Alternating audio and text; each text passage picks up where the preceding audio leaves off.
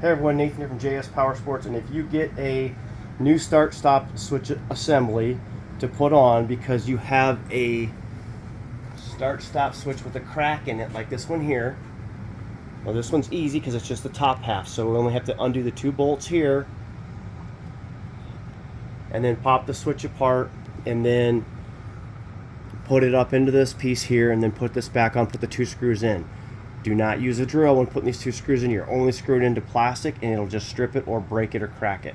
So if you don't want to wind up in the same boat again, use a hand screwdriver. Now I've taken the liberty of ripping one of these apart to kind of show you what's inside so you can see. But essentially this switch, this is your actual internal switch, goes up in here and kind of snaps into place. You can see that there's a ridge in here and it's got to fit up in there just perfect. If you got the little short wires like this one, it's tougher to do. If they're a little bit longer, it's a little bit easier, but just work with it for a second and you'll be able to get it to pop up into place here.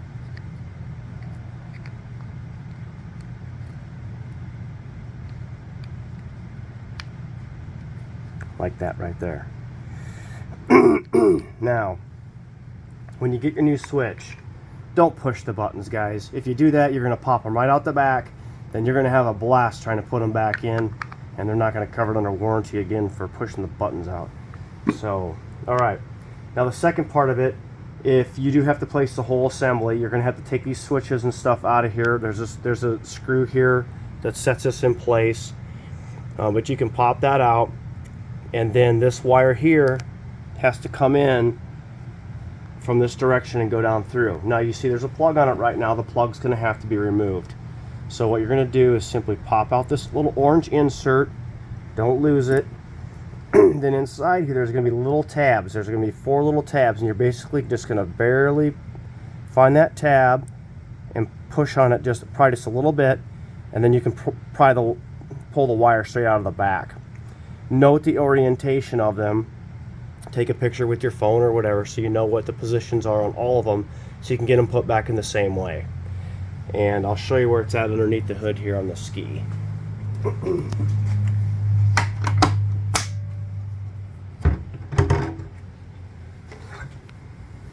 Careful putting your hood down. I like to put it down like this and then slide it up until that latch hits inside the tray.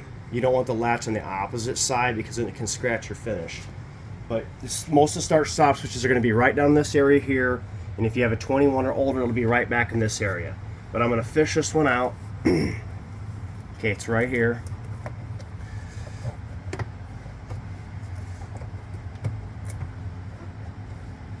And here it is. So I would simply unplug this from here. Then I'm going to tie a rope or a thin wire or something around this plug.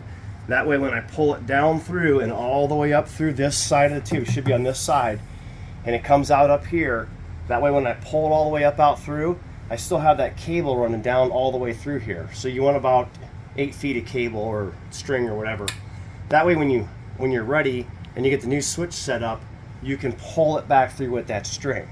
If you don't, you're going to wind up disassembling the full tubes here and everything probably to get it down through.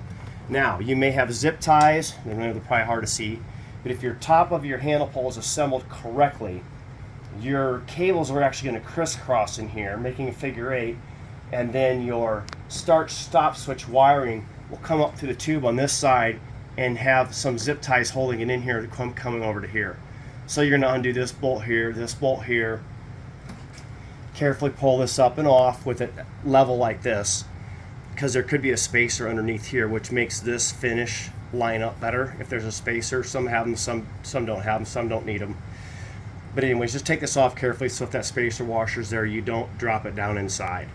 And then you can clip your zip ties, put the whole assembly together, put this padded stuff back on here.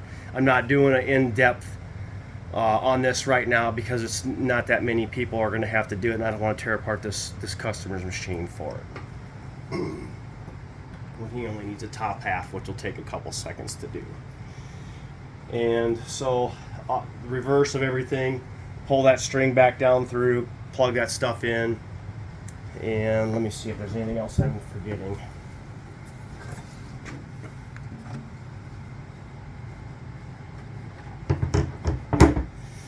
Okay. And you can put that plug and stuff back together before you push that wire down through, and that's what I recommend doing. And then once again, when you go to do the final clamp down on this start stop switch, do not use a drill on these, because you'll strip them off, or you'll split them out or break them or whatever.